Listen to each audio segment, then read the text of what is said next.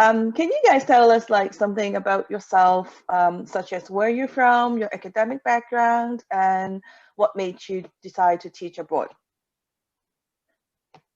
Matthew? Yeah, go ahead, Michelle. Okay, so my name's Michelle and I'm from South Africa. I decided to work in Hong Kong because I came here when I was in high school for a couple of years. My parents moved here. And after school, I kind of decided to pursue my diving passion, and I was diving around Asia and finally decided to settle and try teaching. And so when I figured out where I should base myself, I thought Hong Kong would be a great place as it's a very diverse culture and very close to different areas within Asia that I like to dive in.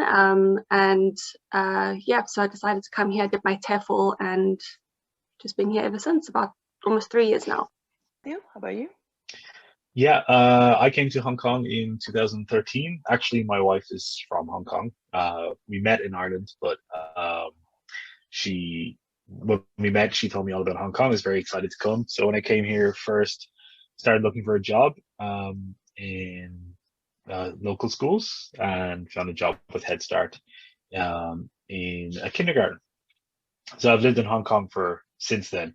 And as Michelle mentioned, like it is like it's really great living here because it's a travel hub. So as well as being in Hong Kong, you have the option of like hopping on a plane for a weekend to Philippines, Japan, really wherever you want to go.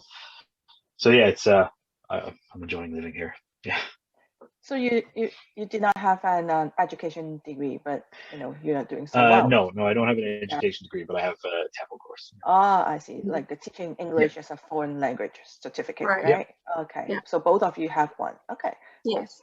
When you first came, was it hard to adapt and settle in, Michelle? No, I think every place you go to, there's going to be some challenge. You need to put yourself out there a little bit, but Hong Kong's very, like I mentioned earlier, it's very diverse and there's a lot of expats here. And it was very easy to make connections in Hong Kong, and I found it quite easy, I think, to adapt into the culture as well. And there's different things that I love about Hong Kong, like for example the food, and you can connect to people that way as well. So it was very easy in that sense, and yeah, I found it easy. I'm not sure about Matthew, but I did. Yeah, Matthew, so Hong Kong is also named Asia's world city, so do you resonate with that? Definitely. I think one of the things Michelle said was actually quite interesting about coming here and meeting so many different people and experiencing a lot of different cultures. Like obviously living here, you experience Hong Kong culture, like Chinese New Year today, which at first was like a really strange and weird experience, like all of these new things that I have to do.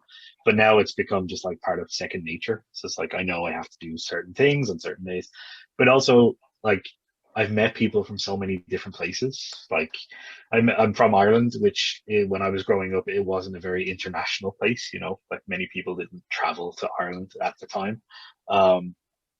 But like since I came here, I've met people from Japan, Philippines, Russia, South Africa, like pretty much all over the world.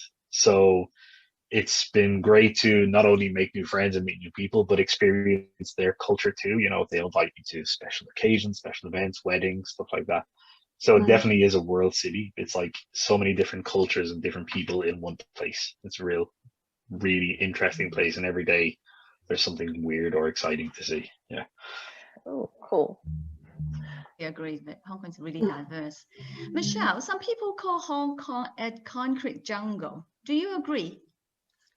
Yes and no. I think Hong Kong, it's a big city, like any other city, it's very busy, but then Hong Kong also has a very big nature side that people don't really know about. I didn't personally when I first moved here. And there's about 100 hiking trails, and as you can see from my pictures, I like to be outdoors and I like to camp. We have lots of different like camping sites. The hiking trails are beautiful, feels like you're in Thailand. I'm a scuba diver, like I said, and there's some scuba diving spots, there's waterfalls. You know, so you do have the big busy city, but for those that are like me, that like a little bit of outdoor adventure, you can also then escape, which is very much appreciated. So yeah, that's Great. And also some food, I guess, right? Oh my goodness, yeah, the food. Some of the food, oh, it's amazing in Hong Kong. It's too much. Well, Hong Kong has, all sorts of cuisines you can find in the world.